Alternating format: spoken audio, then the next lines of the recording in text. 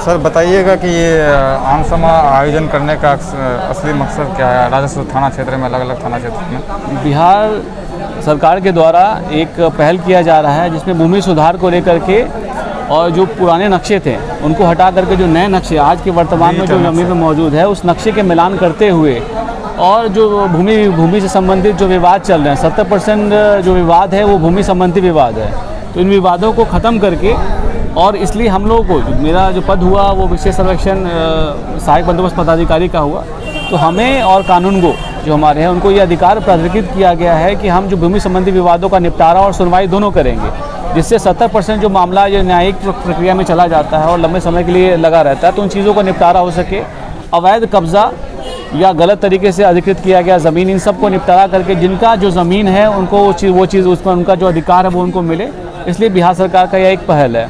इसके अलावा जो खतियान जो कागजात लोगों के पास हैं बाढ़ की वजह से या उनका कागज़ नहीं रहता या फट जाता है या गुम हो जाता है या अन्य तरीके से म्यूटेशन का दिक्कत है या ज़मीन खरीद बिक्री में ऐसा देखा गया है कि कई सारे ज़मींदार एक ज़मीन को 5-5 लोगों को बेच रखी है। तो इस तरीके की जो समस्या है इनको निजात पाने के लिए ये बिहार सरकार के द्वारा किया गया पहल है। इसमें क्या क्या प्रक्रिया है सर? इसके लिए हम लोग अपने स्तर पे लोगों को जागरूक करने के लिए ग्राम सभा का आयोजन भी कर रहे हैं। ये आज से नहीं, पिछले 3 महीने से चल रहा है। ये हमारे डीएम सर के द्वारा ये एक उद्घोषणा किया गया था। उसके बाद हम हर पंचायत में जा करके इलेक्शन से पहले भी या फिर यहाँ पे भी हम लोगों ने पहले भी सभा किया है, लेकिन उस वक्त शायद लोग उतने ज़्यादा मौजूद नहीं थे।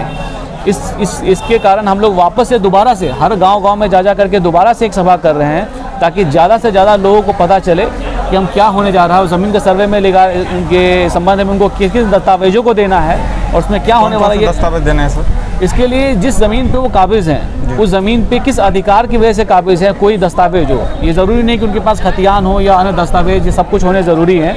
उनके पास जो भी दस्तावेज है जिससे ये साबित कर सकते हैं कि ज़मीन उनका है, चाहे वो खतियान हो, चाहे किवाला के द्वारा मिला गया हो या रसीद की कॉपी हो, कुछ भी जो भी है रसीद, आप जो भी चीज़ दस्तावेज आप उनके साथ लगाएंगे।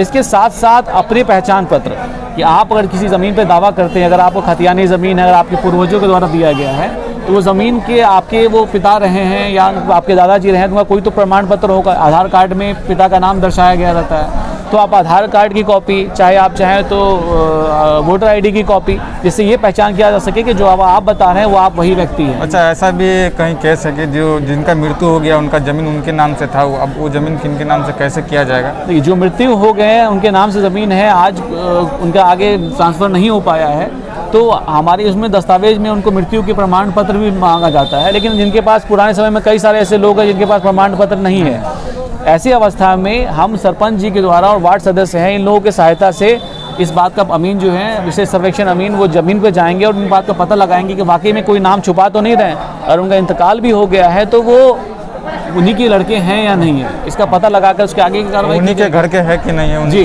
अमीन इस बार सत्यापित करेंगे। हम ज़मीन को सही मान के चल रहे हैं, इसलिए सभी लोगों से एक लोगों के अंदर में काफ़ी सारा संशय है कि ज़मीन में हो क्या आ रहा है। ज़मीन जिनका है वहीं रहेगा, जो ज़मीन जिस पे काबिज़ है वहीं रहेंगे, ज़मीन कहीं नहीं जाने वाला है। बस एक ये आदतन किया जा रहा है, आज के लोग जो जीवित हैं उनके नाम पे किया जा रहा है। इस सर्वे करने में कितना समय लग जाएगा सर? इसकी ये सर्वे हम लोग चाहते हैं कि सबसे पहले कि सर्वप्रथम जितना जल्द से जल्द हो सके हमारा काम, लेकिन जब तक ख़त्म नहीं होगा तब तक ये सर्वे चलेगा। लेकिन हम मुद्दा मान के चलते हैं कि लोग अगर सहयोग करें, हमारे भी कर्मी हैं वो सब सहयोग करने में लगे हुए हैं, सहयोग करें तो हम बहुत जल्द इस तरह का कैंप तो अलग अलग राजस्व थाना क्षेत्र में लगा के पूरे किशनगंज में 4 ब्लॉक को लिया गया है, जिसमें कोचा धामन है, ठाकुरगंज है, किशनगंज है और आपका बहादुरगंज है।